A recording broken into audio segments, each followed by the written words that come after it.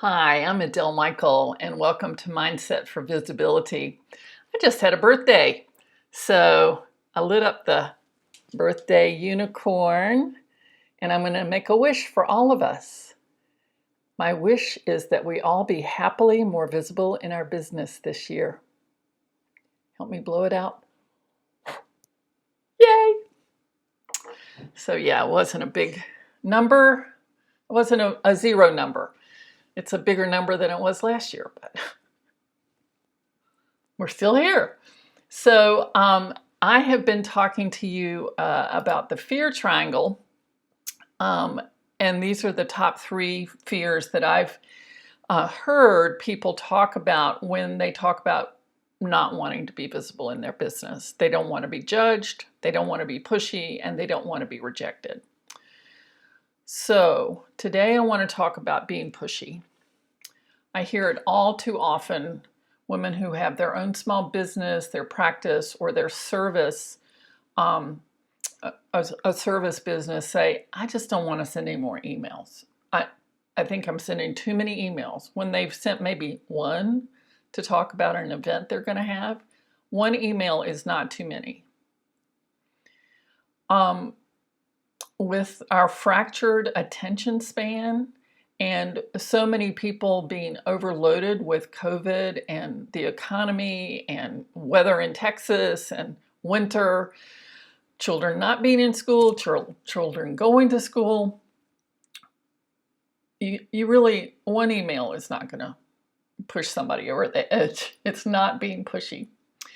And in fact, unless you spend more time letting people know what you do, they're not going to be able to take advantage of the services that you offer that could actually help them.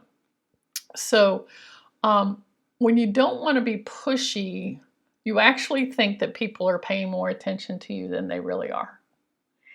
And if you have a CRM, which is a customer retention management system, you can ask people if they want to opt out of a series of emails. You may not be there yet. You may be sending those from your personal email.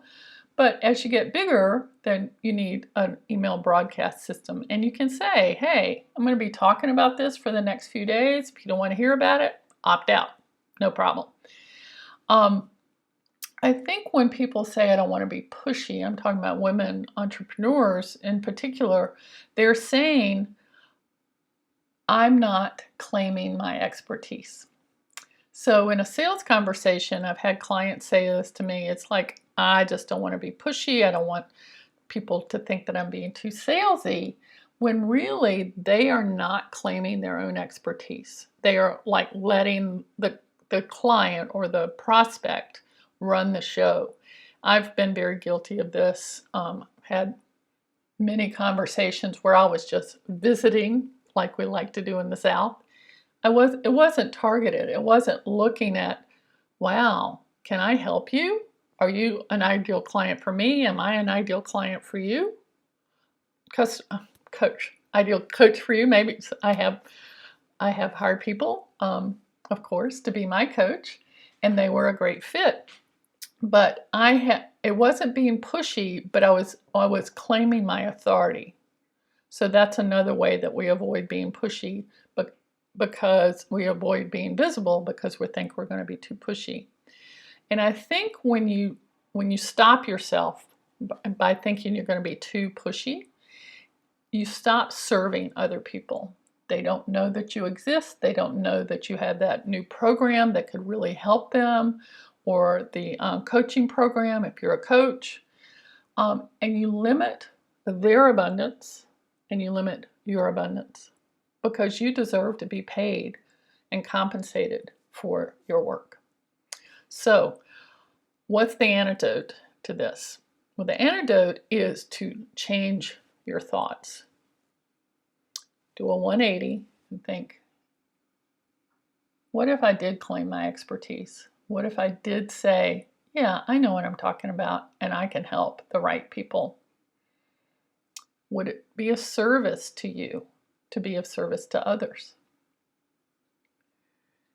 what insights might come to you if you thought, I'm not being pushy, I'm being of service.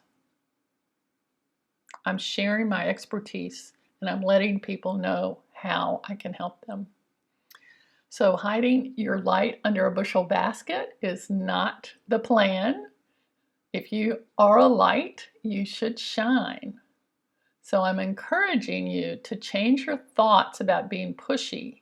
You can be gracious. You can be warm. You can be welcoming and not be pushy, because you're not going to push anybody into anything. I know the people that I work with are service oriented. They care about their clients and they care about what they do. So they're not going to be pushy. And if you are pushy, then people are going to let you know pretty quickly about that.